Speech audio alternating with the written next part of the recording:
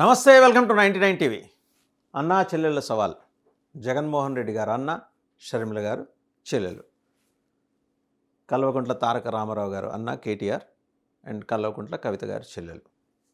అన్నా చెల్లెళ్ళకి మధ్య అనుబంధాలు ఉంటాయి, ఆప్యాయతలు ఉంటాయి, అనురాగాలు ఉంటాయి, ప్రేమలు ఉంటాయి, ఆపేక్షలు ఉంటాయి. అయితే ఇవే కాదు, మా మధ్య కక్షలు కూడా ఉంటాయని చెప్పేసి చెల్లెళ్ళు ఓపెన్గా బహిరంగంగా వచ్చి అన్నల పరువు తీసిన సందర్భం. సరే, కుటుంబం ఉన్న తర్వాత 1,00,000 ఉంటాయి. పెళ్ళిళ్ళు అయిన తర్వాత ఎవరి కుటుంబాలు వాళ్ళవి. అంత మాత్రం రక్త సంబంధం అయితే విడిపోదు కదా. చెల్లెలకి ఏదో కావాలి. అన్న రామన్న నాకు ఇది కావాలని వచ్చి కవిత గారు అడిగితే చెల్లెమ్మకి చేయకుండా ఉంటాడా? అలాగే షర్మిల, అన్నా జగనన్న నీ కోసం నువ్వు జైల్లో ఉంటే 3,000 కిలోమీటర్లు నేను పాదయాత్ర చేశా కదా, నన్ను అట్లా పక్కన పెట్టచ్చా అని అడిగితే ఈయన కాదంటాడా? సరే, పెళ్ళిళ్ళు అయిన తర్వాత ఇళ్లలోకి ఇల్లాళ్ళు వస్తారు కాబట్టి ఇల్లాళ్ళకి ఆడపడుచులు అంటే పెద్దగా పడదు అనే ఒక పాత నానుడు ఉంది కదా. కాసేపు అదే నిజం అనుకుందాం, పడదు. భారతి గారికి, షర్మిల గారికి పడదు అనుకుందాం. అలాగే శ్రీమతి కేటీఆర్ గారి శ్రీమతి గారికి, అలాగే కవితకు పడదు అనుకుందాం. అనుకున్నా సరే ఇలా వెంటనే మరి వైరిపక్షాలకి సహకరించే విధంగా ప్రకటనలు ఇస్తూ పార్టీలు పెట్టుకుంటూ, ఆవిడైతే పార్టీ పెట్టి ఫిటైల్ అయ్యి ఇప్పుడు వచ్చి కాంగ్రెస్లో కలిశారు. అంటే పెనం మించి లేచి పొయ్యి నుంచి లేచి పెనం మీద పడ్డట్టో, పెనం మించి లేచి పొయ్యిలో పడ్డట్టో జరిగింది ఆవిడకి. కాంగ్రెస్లో కూడా పెద్దగా ఆమెకేమి ప్రభ వెలిగిపోవట్ల. ఇప్పుడు ఆవిడ కాంగ్రెస్లో చేరే ప్రయత్నాన్ని రేవంత్ రెడ్డి అడ్డుకున్నారట. అందుకని జూన్ 2న ఆవిడ కొత్త పార్టీ పెట్టబోతున్నారట. సో ఇక్కడ కూడా పెనం మించి లేచి పొయ్యిలో పడ్డటమే. చెల్లెళ్ళు ఎందుకు సక్సెస్ కాలేకపోతున్నారు? అన్నలు ఎందుకు అంత సక్సెస్ఫుల్గా రాజకీయం చేయగలుగుతున్నారు? ఇన్ని నిందలు పడ్డాయి. జగన్మోహన్ రెడ్డి గారు తెల్ల షర్ట్ వేసుకున్నారు, ఆ షర్ట్ నిండా బురద పడేంతటి నిందలు చెల్లెలు వేసింది. ఏమన్నా తొణికాడా ఆయన? ఏమన్నా బెడికాడా? ఏమన్నా బెదిరాడా? ఏమన్నా ఎదిరాడా? ఏం లేదే. నిమ్మళంగా ఆయన రాజకీయం ఆయన చేసుకుంటున్నాడు. తెలుగుదేశం దృష్టిలో ఒక ఫెయిల్యూర్ మోడల్ జగన్మోహన్ రెడ్డి, ఒక దుర్మార్గుడు. ఓల్డన్ని అక్కురిశాలకి కేర్ ఆఫ్ అడ్రస్. ప్యాలెస్లో వాళ్ళు అంటుంటారు, మరి చంద్రబాబు నాయుడు గారు కట్టుకున్నది ఏంటో టీడీపీ వాళ్ళు చెప్పాలి. ఈయన కట్టుకున్నది అయితే ప్యాలెస్. ఈ ప్యాలెస్లో 7 ద్వారాలు దాటి, సప్త ద్వారాలు దాటి ఆయన చేరుకోవాలి. మరి చంద్రబాబు నాయుడు గారి నివాసంలోకి ఎన్ని ద్వారాలు దాటి వెళ్ళి ఆయన చేరుకోవాలా, అది కూడా తెలుగుదేశం చెప్పాలి. ఎనిహో అది వేరే సబ్జెక్టు. చేరుకున్న తర్వాత ఆయన దర్శనం జరుగుతుంది. అంటే మనకు వైకుంఠంలో శ్రీ మహావిష్ణువుని సప్త ద్వారాలు దాటుకుని వెళ్ళిన తర్వాత అక్కడ జయ విజయులు ఉంటారు.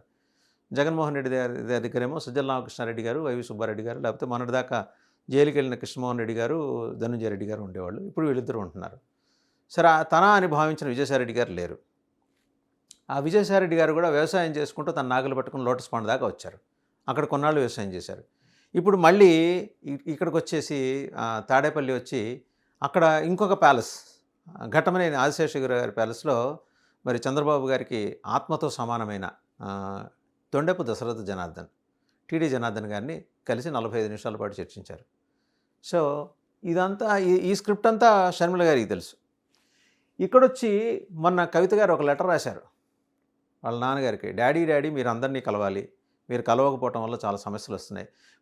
మన ప్లీనరీలో మీరు చాలా చెప్తారు, చాలా మాట్లాడతారు అనుకున్నా, బీజేపీని మీద ఈగ వాలకుండా మీరు చేసిన ప్రసంగం నన్ను హట్ చేసింది. ఎందుకో ఇది నాకు అంత భావ్యంగా అనిపించట్లేదని. ఆ లెటరు తర్వాత నేనే రాశానని ఆవిడ చెప్పుకుంది. యూఎస్లో వాళ్ళ పిల్లల గ్రాడ్యుయేషన్కి వెళ్ళి వచ్చిన తర్వాత, అక్కడి నుంచి వచ్చిన తర్వాత మాట్లాడారు ఆవిడ. నేనే రాశానని చెప్పారు. లెటర్లు రాసుకుని, తండ్రికి లెటర్లు రాసుకునేంతటి డిస్టెన్స్ పెరిగిపోయిన తర్వాత she found that there is no point in continuing in BRS. Bharat Rashtra సమితిలో తను కంటిన్యూ అవ్వాల్సిన నెసిటీ తనకు ఎక్కడ కనిపించట్లేదని ఆవిడ కాంగ్రెస్ అధిష్టానాన్ని సంప్రదించింది. ఆవిడ తిన్న డక్కా మొక్కీలు మామూలుగా ఆ లిక్కర్ కేసులో అరెస్ట్ చేసి నానా ఇబ్బంది పెట్టింది కదా కేంద్ర ప్రభుత్వం, ఆవిడ మాటలో. ఇప్పుడు ఆవిడ అక్కసు ఎవరి మీద ఉంటుంది? బీజేపీ మీద ఉంటుంది. మరి బీజేపీ మీద అక్కసు ఉన్నప్పుడు బీజేపీ మీద అక్కసు తీర్చుకోవాల్సిన బాధ్యత ఎవరికి ఉంది అని ఆవిడ అనుకున్నది తన తండ్రి గారికి ఉంది. తన తండ్రి గారు ఎవరు? బీఆర్ఎస్ జాతీయ అధ్యక్షులు. ఆయనేం మాట్లాడలా. అన్న రామన్న కూడా ఏం మాట్లాడలా. మరి ఆవిడకి బాధ అనిపించదా? ఒక ఆడపడుచు, ఆ ఇంటి ఆడపడుచుకి బాధ అనిపించదా? అందుకని తండ్రికి చెప్పే ప్రయత్నం చేసింది, వినలేదు ఆయన అని ఆవిడ అంటుంది. విన్నారో లేదో మనకు తెలియదు. సో ఈ లోపల ఈ తతంగం అంతా చూసిన ఆయన ఫామ్ హౌస్కి కేటీఆర్ గారిని పిలిపించుకొని, ఏంటి ఇది, చెల్లెలకి ఏదో సర్ది చెప్పని పంపించారు. ఆయన ఏదో సర్ది చెప్పే ప్రయత్నం చేసే లోపలే ఈవిడ కాంగ్రెస్ హెడ్ క్వార్టర్స్ని కలవాల్సిన ముఖ్యుల్ని కలవటం, లేకపోతే ఫోన్లో సంప్రదింపులు జరపటం, ఒక అంగీకారం తీసుకోవడం, ఇవన్నీ జరిగిపోయినాయి. అయితే మనకి శుక్రాచార్యుడు మన ఏది బలిచక్రవర్తి వామనుడికి దానం ఇచ్చేప్పుడు ఆ కమండలంలో చిన్న దీంట్లాగా కీటకంలా మాదిరి దూరి అడ్డుపడ్డట్టు ఈవిడ కాంగ్రెస్ చేరికి రేవంత్ రెడ్డి అడ్డుపడ్డారు. సో ఆ కమండలంలోంచి నీళ్లు రాలా, అంటే అక్కడి నుంచి వచ్చి కాంగ్రెస్ హెడ్ క్వార్టర్స్ చేతిలో పడితే ఈవిడ కాంగ్రెస్లో చేరిపోయి ఉండేది. కానీ అది జరగలేదు అని ఢిల్లీ టాక్. జరిగిందో లేదో మనకు తెలియదు. సో అట్లా ఆవిడ ఒక ఫిటైల్ అటెంప్ట్ చేశారు. సరే ఈవిడ వైఎస్ఆర్ టీపీ అని పెట్టుకున్నారు, వైఎస్ఆర్ తెలంగాణ పార్టీ అని పెట్టుకున్నారు. ఏమైంది, సడన్గా ఆవిడకి ఎందుకనో బీజేపీ క్రైస్తవ వ్యతిరేక విధానాలు ఆవిడకి నచ్చలా. One fine morning she had announced ఏమనంటే, లేదు నేను వైఎస్ఆర్టీపీ క్లోజ్ చేసేస్తున్నాను, ఈ దుకాణం ఇక్కడ నడవట్లేదు, నేను ఏదో ఇది పెద్ద డిపార్ట్మెంటల్ స్టోర్ అనుకుంటే కనీసం కిరాణా దుకాణం లాగా కూడా నడవట్లేదు అని చెప్పేసి ఆవిడ మూసేస్తే ఆవిడ నమ్ముకున్న వాళ్ళందరూ రోడ్డున పడ్డారు. సరే ఆమె వచ్చి ఏం చేసింది, ఆంధ్రప్రదేశ్కి పీసీసీ ప్రెసిడెంట్గా అయింది. సో ప్రెసిడెంట్గా అయినా ఆవిడకి ఏమన్నా ఇక్కడ సక్సెస్ స్టోరీలు ఉన్నాయా? ఒక్కళ్ళంటే ఒక్కళ్ళతో పడదు ఆవిడకి. అన్న మీద ఎలిగేషన్స్ చేయటం, అన్నను బజార్ను పెట్టడం, అన్న ఆస్తుల విషయంలో అన్యాయం చేస్తున్నాడని, తనని సోదరి చెల్లెని తన్ని తల్లిగారైన విజయమ్మని గింటేశారని, ఇలా రకరకాలు. ఏమైంది, ఆవిడ నోరు పారేసుకోవటం ఎక్కువైంది, కానీ నిమ్మలంగానే ఆయన రాజకీయం ఆయన చేసుకుంటున్నాడు. జైళ్ళల్లోకి వెళ్ళి తన అభిమానులను కలుసుకుంటున్నాడు. బయట ఎక్కడ ఉండరు, ఆయనకి అభిమానులందరూ జైల్లోనే ఉంటారు. సో అక్కడికి వెళ్ళి కలుసుకుంటున్నాడు. ఆయన ఏం చేస్తున్నాడు, బిందాస్. ఆయన కేటీఆర్ కూడా ఆయన చేయాల్సిన రాజకీయం ఆయన చేస్తున్నాడు. హుందా ఆయన రాజకీయం ఎట్లా చేయాలో తెలిసినాడు కాబట్టి ఆయన చేసుకుంటున్నాడు. అండ్ అర్బన్ డెవలప్మెంట్కి బ్రాండ్ అంబాసిడర్గా తనకంటూ గుర్తింపు తెచ్చుకున్న KTR, he has his own set of audience and voters. ఆయనకంటే అభిమానులు ఉన్నారు, లక్షల అభిమానులు ఉన్నారు. అండ్ డెవలప్మెంట్ ఓరియంటెడ్ పాలిటిక్స్ ఆయన నడిపారు. అవినీతి ఆరోపణలన్నీ తీసి పక్కన పెట్టాడు. రేవంత్ రెడ్డి మీద ఈయన చేస్తాడు, ఈయన మీద రేవంత్ రెడ్డి చేస్తాడు, వీళ్ళిద్దరు మీద ఇంకొకళ్ళు బీజేపీ వాళ్ళు చేస్తారు. కానీ ఎండ్ ఆఫ్ ది డే ఒకసారి చూడండి, చెల్లెళ్ళు ఏమన్నా సక్సెస్ స్టోరీలు చూసారా? చూడలా. ఆమె బీఆర్ఎస్లో ఉండగా, టీఆర్ఎస్ నుంచి బీఆర్ఎస్గా రూపాంతరం చెందిన భారత రాష్ట్ర సమితిలో ఉండగా కవిత చూసిన సక్సెస్ రేటు, కవిత వెలుపలికి రావడానికి ఆమె తండ్రి పడ్డ కష్టం, సోదరుడు పడిన వేదన, ఇవన్నీ ఆవిడ ఎలా మర్చిపోయారు అని జనం అడుగుతున్నారు, కార్యకర్తలు. అలాగే మరి నీ మీద ఎంత ఆపేక్ష, ప్రేమ, ఆప్యాయత ఇవన్నీ ఉన్నా, కడుపులో బోళ్ళంత సానుభూతి ఉన్నా ఎందుకని మరి అన్నకి దూరం అయ్యావు? సరే, you have your own reasons అని అంటారు.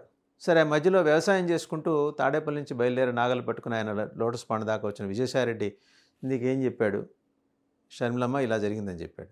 మళ్ళీ అక్కడి నుంచి ఆయన వ్యవసాయం చేసుకుంటూ మళ్ళీ తెలుగుదేశం పార్టీకి చెందిన టీడీ జనార్దన్ అని ఒక పార్టీలో ఘటంనేని ఆశీష్ గారి ఇంట్లో, అది కూడా విల్లానే, దాన్ని కూడా ప్యాలెస్ అంటారో మరి అందరూ తెలియదు, మరి ఆ ప్యాలెస్లో కలుసుకొని మాట్లాడారు.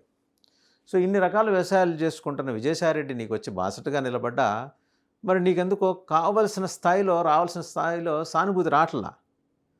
తల్లి విజయమ్మ గారి కంటే సానుభూతి వస్తుంది, ఎందుకంటే ఆ తల్లికి మీరు ఇద్దరు బిడ్డలు సమానమే, ఇద్దరు రెండు కళ్ళు ఉంటాడు, కళ్ళు లాంటి వాళ్ళు. బట్ అక్కడ చూస్తే కవిత గారి మాతృమూర్తికి కూడా ఇద్దరూ సమానులే, కవిత గారు, కేటీఆర్ గారు ఇద్దరూ సమానులే. మరి ఆ తల్లి పడే క్షోభ.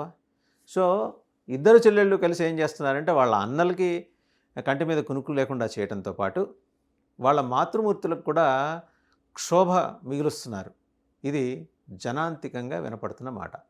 ఓవరాల్గా ఏంటంటే ఈ అన్నాచెల్లెళ్ళ సవాలు కాదు, కానీ రెండు తెలుగు రాష్ట్రాల రాజకీయాల్లో కీలక పరిణామాలు 360 డిగ్రీస్లో చోటు చేసుకోబోతున్నాయి.